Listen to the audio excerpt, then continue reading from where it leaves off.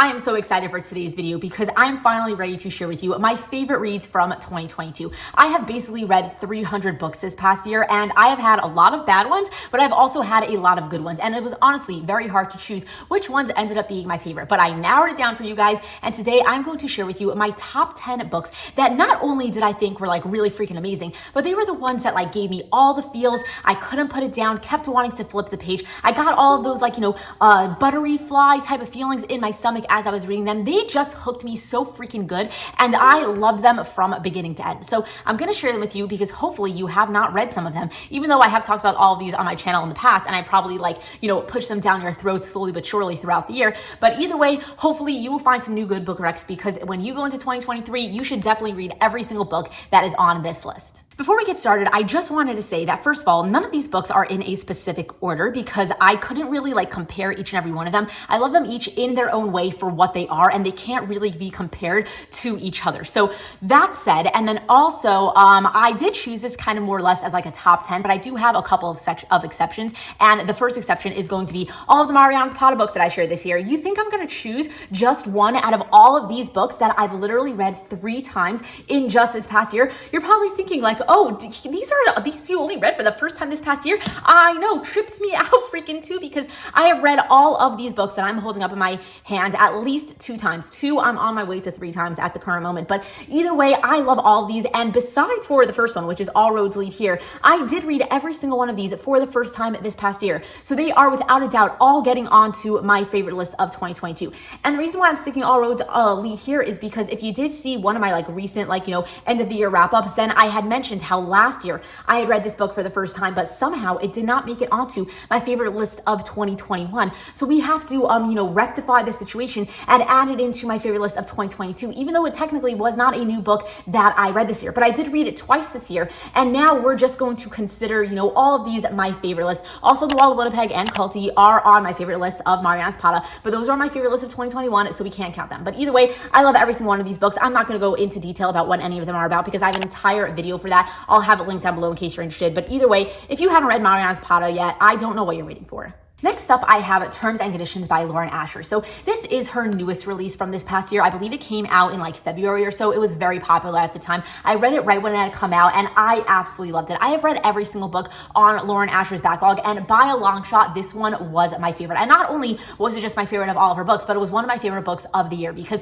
even though I read this one a while ago, I do remember very vividly how much this book had me in a chokehold at the time that I read it. Somehow I just got into it right at the start, and then it just didn't let me go the entire time. It was one of the books that I just flew through, forgot that I was reading, and I just absolutely loved everything about it. So if you are not familiar with this story, you're basically following this guy named Declan, and he is about to become a CEO of his grandfather's company. His grandfather had founded and owned the Disney of their world. I think it's called Dreamland Amusement Park or something like that. But either way, all of his brothers are supposed to inherit a portion of the company, but his grandfather left in the will that each of them have to first do this one thing that he asks them before they can inherit their portion of it. So each book is about a different brother, and then they each have to go and do their thing, and then they're going to fall in love as all of that happens. But basically in this book, this guy was planning to become a CEO his entire life. He's always been working towards this. He is very work driven, doesn't really care about anything else besides for his work. And his grandfather had put a clause in his will that this guy is going to have to get married and have a child before he can inherit that job title and his portion of the company and everything like that. So he obviously has no interest in doing that. So he instead gets into a marriage of convenience with his personal assistant, who has been his personal assistant for the past couple of years. And she is very sunshiny, always trying to help him, always trying to be positive. And he is just a grumpy CEO type of guy who literally has a one-track mind of just work. And basically, slowly but surely throughout the book, they are going to end up falling in love. So definitely just a classic marriage of convenience, but it has a very unique storyline. And I just really enjoyed it at the time that I read it. So if you haven't checked it out yet, highly recommend giving it a shot. Next up, I have Love Life Farms by B.K. Morrison. So this is actually my most recent read from all the books that I'm sharing with you in today's video. This is a Christmas themed romance, so I only recently read it, but somehow it ended up making it onto my favorite list of 2022, even though in general I'm not really a big Christmas themed romance type of person. They usually end up feeling a little bit too sweet for me, a little bit too hallmarky, and I generally don't really vibe with them, but this one really ended up blowing me away. And then on top of that, it was a friends to lovers romance, which is usually not my favorite trope, but again, it ended up blowing me away. So if you're not familiar with this story, you're basically following this girl who runs a Christmas tree farm in a small town, very Gilmore Girl vibe small town. The setting of the story was absolutely adorable. And then on top of that, you have the whole Christmas tree farm, which made it even cuter and gave it a very Christmas-like setting. But basically, her business is in a little bit of trouble. So she actually ended up applying to this influencer contest where this influencer is going to come and kind of like review her farm and like post it on their channel and everything like that. And she actually ended up winning. The only thing is that on her application, she had wrote down that she runs it with her boyfriend, except she doesn't actually have a boyfriend. So once she ends up finding out that this influencer is going to come and visit her for a week, she decides to ask her best friend of the past 10 years that she's secretly been in love with this entire time if he can pretend to date her so that, like, you know, it doesn't look like she was lying. And he obviously agrees, and then slowly they're going to fall in love. So I really didn't think I was going to love this book as much as I did, but it was one of those books that ended up just like grabbing my attention right away and gave me all of those like butterfly feelings in my stomach. It was one of those, but you know when you read one of like your favorite books of all time, like right at the beginning of it, even before you started it, you somehow get like this very anxious feeling of like, oh my God, I'm reading a book that is going to end up being like meaning a lot to me.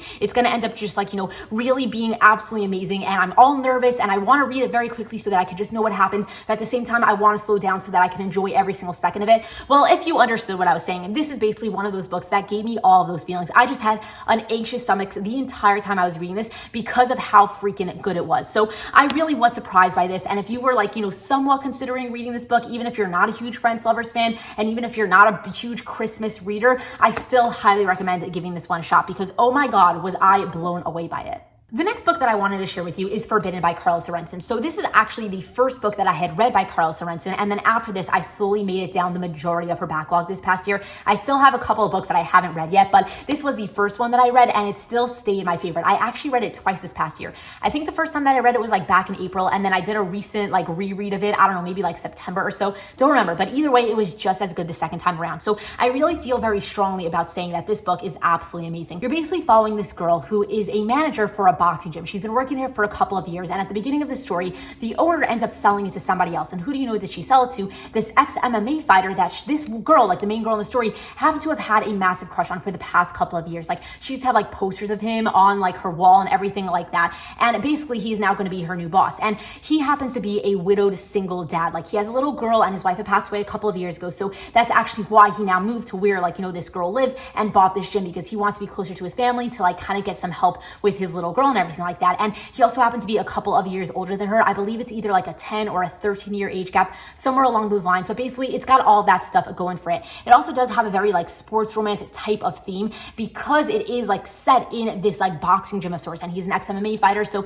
it has a sports vibe to it. It has a workplace environment to it. It's a slow burn. It's got an age gap. It's got a single dad. It's got so many good stuff going for it. And I absolutely love this book. The next book I wanted to share with you is Waking Olivia by Elizabeth O'Rourke. So this is another book that I had read very early on this past year, probably read it like February time or so, but I still think about it till today. Like I'm constantly thinking about doing a reread of this book. Haven't done it yet, but I probably will be doing it in 2023 because I loved this book so much. It was so unique, so different, and it was just, I don't know, it blew me away, and I just really enjoyed it at the time that I read it. It's basically about this girl who recently changed colleges. She was at a D1 college, like ready to go to the Olympics for like track and everything like that. She's like a track star of sorts, but she recently got downgraded to a D3 college. Like she lost her scholarship there, had to transfer schools because first of all, she has a bad attitude. And then also she just like wasn't performing as well as, you know, she could be performing. So she kind of just like got bumped down, whatever. But anyway, she goes to her new college and then she starts going to track. And slowly the coach realizes like, why are you not performing to like the best of your abilities?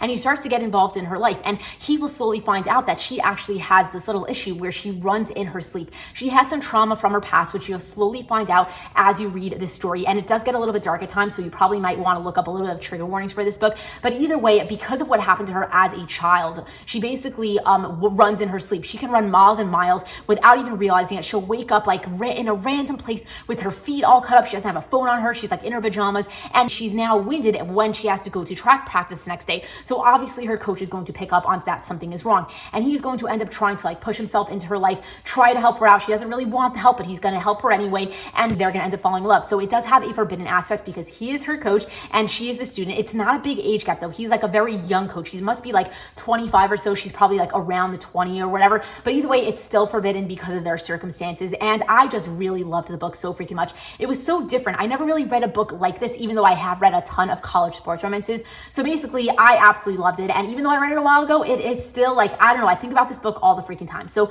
highly recommend checking it out if you haven't read it yet.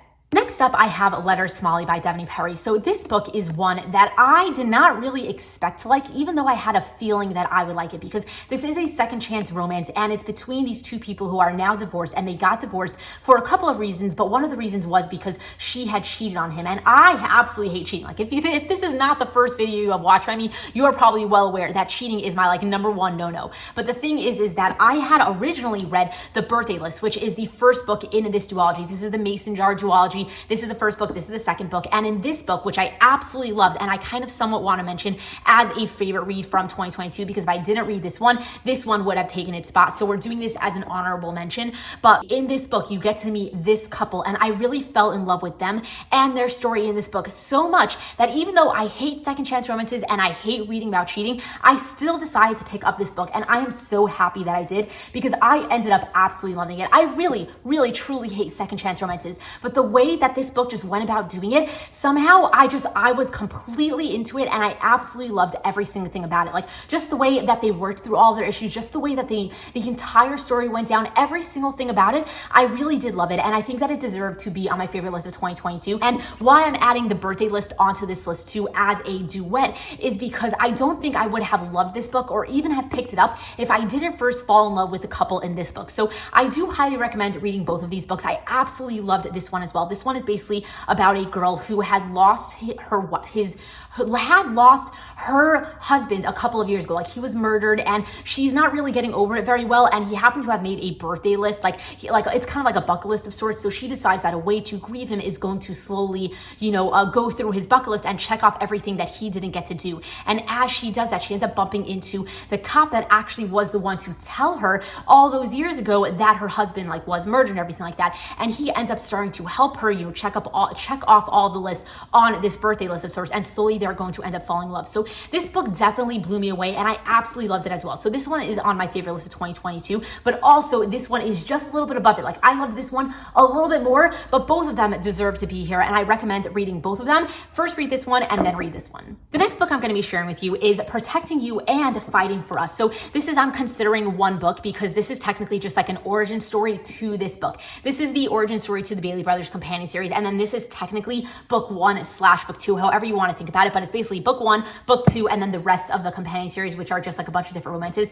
But you do have to read these two together because it's about the same couple. So hopefully that wasn't too confusing. But either way, this story is a childhood best friends to lovers situation. The entire series is a very cute small town romance, and these two people have grown up next door to each other their entire life, and they kind of both have developed feelings for each other over time, but never thought that the other felt the same way. So they never said anything about it. And then one day this girl comes home from college, and she's currently single, and he basically decides that he is going to make a move because he has to tell her how he feels before it's too late, and then he regrets it for the rest of his life. So he finally tells her how he feels, and then she feels the same way. So they end up going out for a little bit, but by the end of this little novella, an external factor ends up getting in the way of both of them, and they end up being pulled apart for the next 8 years. So then jump to this book, and it's 8 years later, and now you actually get their full-on romance. And this is kind of a book where it's a Grumpy Sunshine situation. He is very different than he was 8 years ago, and he kind of was you shouldn't have waited for me, but she did wait for him the entire time, and she is not going to give up on him. She's like, look, I know you're a little bit damaged now, and I know you're going through a lot, but I am here for you, and I want to be with you, and I'm going to wait you out until you are ready to be with me.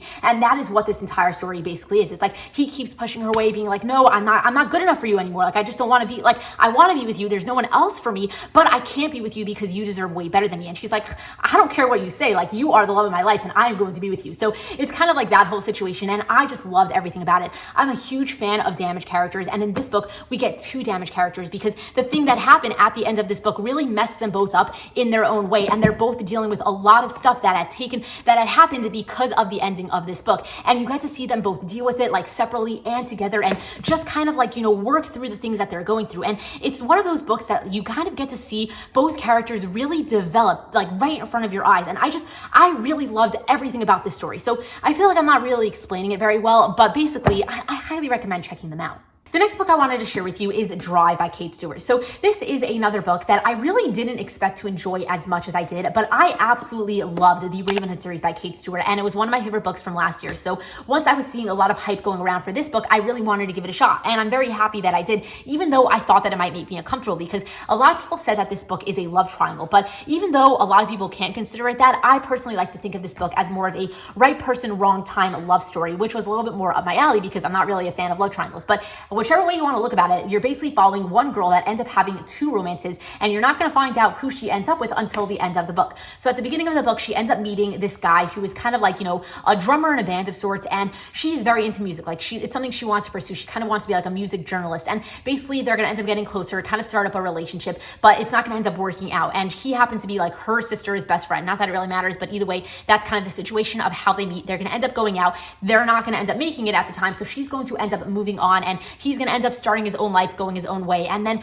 she's going to actually end up getting a job at a magazine that is like all about music journalism, and she's actually going to end up dating the owner of this company. And then later on, they're going to be dating for a while. This first guy is going to end up coming back, and he's going to try to get a second chance with her, and then that's where the whole who's she going to end up with thing kind of happens. So I really did not expect to like this book, and I feel like I'm not even explaining it very well, but either way, it's kind of whatever it is that I just told you about, and I really loved it. There's something about Kate Stewart's writing that just feels very different to me, and it's just one of those books that kind of I latched onto right away, and it had me in a chokehold the entire time. So for whatever reason, I wanted to put this on my favorite list because I really do think that it was something a little bit different that I read this year, and I really loved it at the time that I read it. It was one of those books that I just didn't want to put down, so I felt like it deserved to be here. So I just realized that we only have 2 books left to go through, which is kind of so sad because I'm loving sharing with you all my favorite books of the year.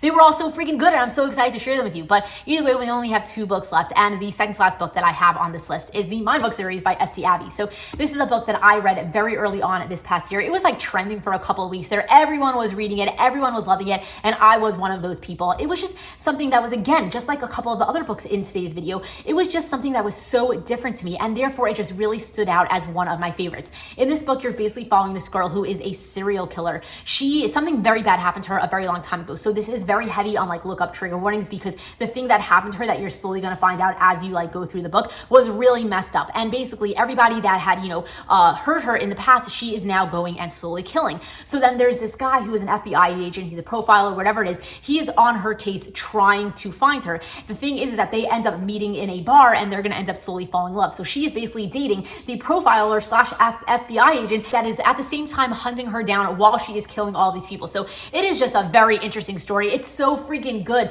It's kind of like a Criminal Minds episode. Add on a romance and then put it into a book. I'm a big fan of Criminal Minds, so I absolutely loved this story. It was so freaking good. Highly recommend reading it. If it sounds like something up your alley, make sure to look up trigger warnings, and then just give yourself a couple of days to get through it, because oh my God, it was so good. So the last book that I'm going to be sharing with you, I actually very particularly did choose to put it last, as in my #1 spot of the year, even though the rest of the books in today's video was not in any particular order. But this book specifically, I did choose to put last / put as my #1 read of 2022. And my reasoning for that is because these books that I'm about to share with you actually gave me the same feelings that I got when I read my favorite read from last year, which was the Addicted / Calloway Sister series. Not that the books are similar in any way, but the feelings that I got were the same, and therefore I just felt like it deserved to be in the #1 spot again, because you had that found family sort of situation. You have this group of friends that you just get to hang out with for a very long time as they go and live their lives, and just for whatever reason I got the same feelings as I got when I read the Addicted series,